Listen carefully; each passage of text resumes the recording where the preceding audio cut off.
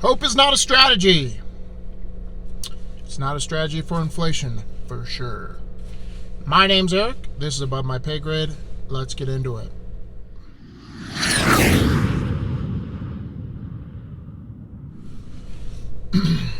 So I saw a pretty good, or somebody asked me on Instagram the other day, because at the end of these videos and in my posts, I say, inflation's not going lower.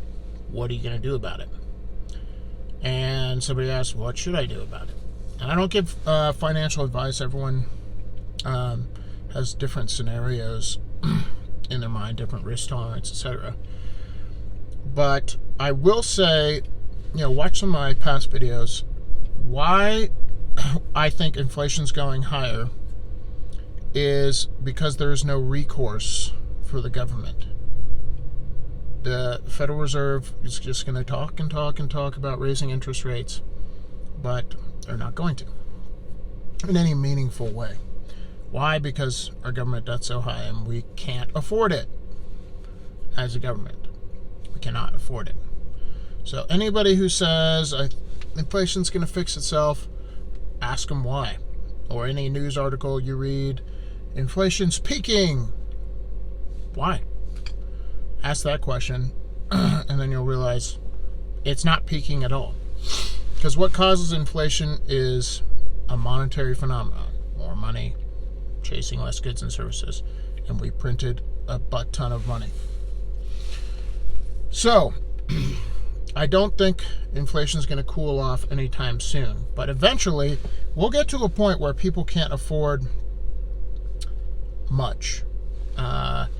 I read a CNBC article about what people are cutting out, and most discretionary things people are cutting out: vacations, going out to eat, subscriptions. But eventually, what'll break the back of inflation will be nobody's buying anything because they can't afford it, which is a pretty dire circumstance, in my opinion. But I don't see the government doing anything to fix it, because I don't think they can. Because if they raise interest rates, that's going to cause its own set of problems: recession, depression, the Federal Reserve is not in control of this inflation crisis. They're just not. So what am I doing about it? I think it's really important to have kind of a moat around yourself and your family when it comes to your preparation. Food, water, things along those lines.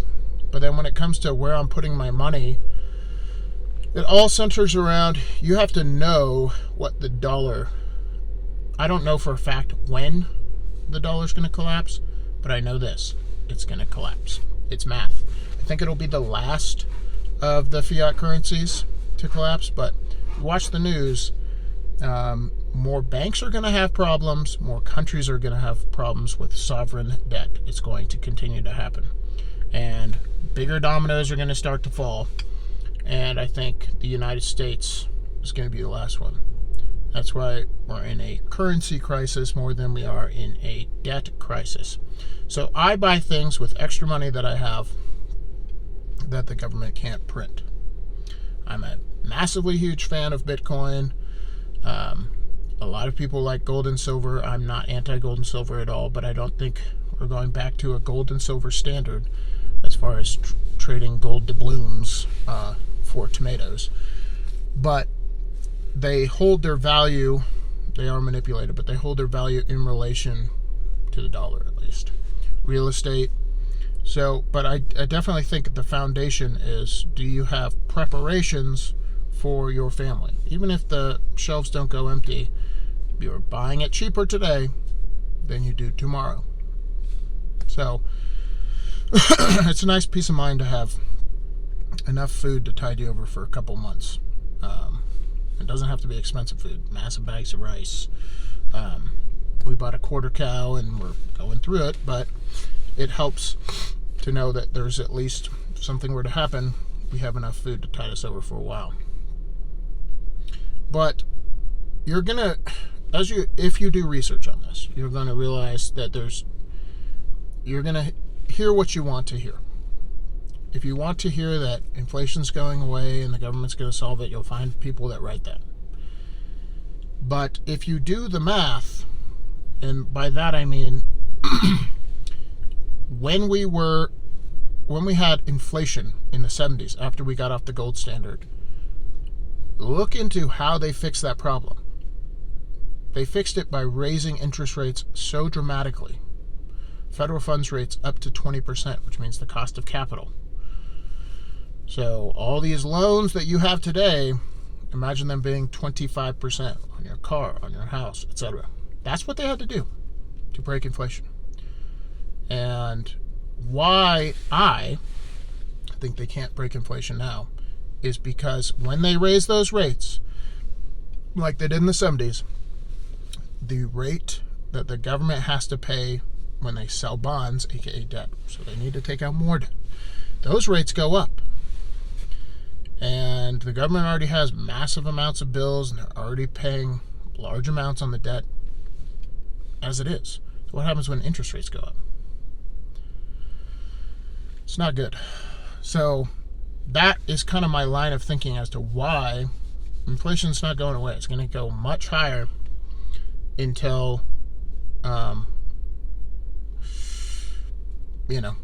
people can't afford anything, pretty much. So,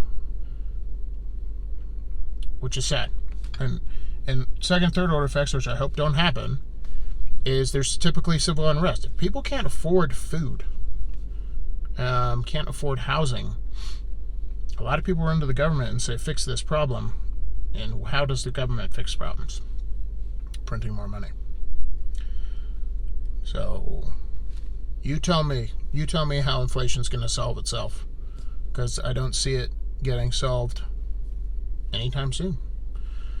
So you need to prep yourself for the fact that it's not going down, and understand that the government's going to continue to print money because they have to. We live in a debt-based monetary system. They have to print money. All this talk about slowing the debt and blah, blah, blah, blah, blah, interest rates, they're not going to do that in any meaningful way. They're not going to do that. So, you can hedge your bets a little bit. Buy things the government can't print.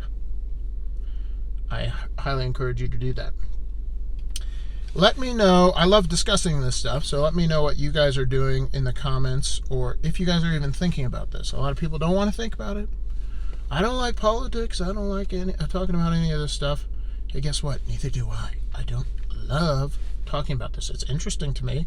I don't like that these mistakes are being made, but they're being made, and I don't want to keep my head in the sand and go, hopefully it'll work out. Hope's not a strategy. It's not a strategy. So if you look at the reality, you realize they're in big doo-doo, and it's not going to get better anytime soon.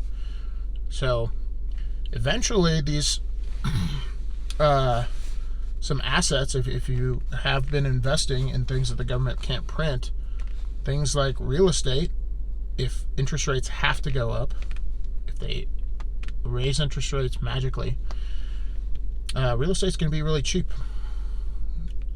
When there's a crash that eventually happens because people can't afford, and it's going to be cheap regardless, because people aren't thinking about where they can live if they can't afford food. You know what I mean? Their number one priority is going to be food. So look at the first thing to go, which would be like restaurants, vacation destinations. Those are the ones that you're going to, if you see them in the news like they're struggling, there's a reason for that. And that's kind of the canary in the coal mine that necessities are going to start to suffer. So, anyways, this is kind of my thought pattern on this. Inflation's not fixing itself. I'm preparing by buying food, buying things the government can't print as far as investment goes, and trying to live as cheap as possible. I don't want to always be Chicken Little, like we can't buy anything, but I want to have that moat of protection and be wise with my money before spending it on wants. If that makes sense. Let me know what you're doing in the comments. Thanks for watching. Thanks for listening. See you in the next one.